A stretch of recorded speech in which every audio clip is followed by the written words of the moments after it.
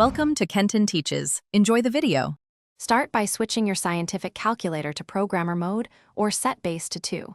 This mode enables direct binary input and display. Make sure you clear any previous entries before starting a new problem. Enter binary using the digit keys 0 and 1 only.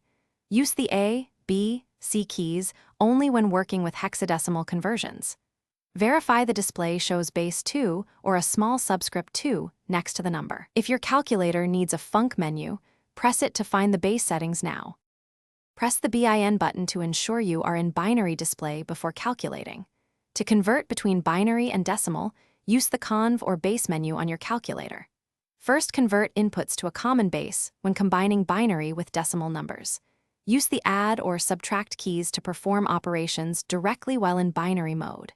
For multiplication, use the multiply key, and for division, use the divide key. After completing the operation, use conv to view the decimal equivalent if needed for verification. Always check results by converting the binary output to decimal for quick verification. If an unexpected result appears, convert inputs back to decimal and recompute step by step. Use parentheses to control order of operations in complex binary expressions and avoid mistakes. Remember that bit limitations like 8-bit or 16-bit affect overflow and final results. For sign numbers, use 2 complement interpretation when required by the problem.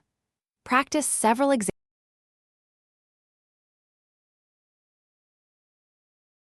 Thanks for watching. Please subscribe if this video was helpful.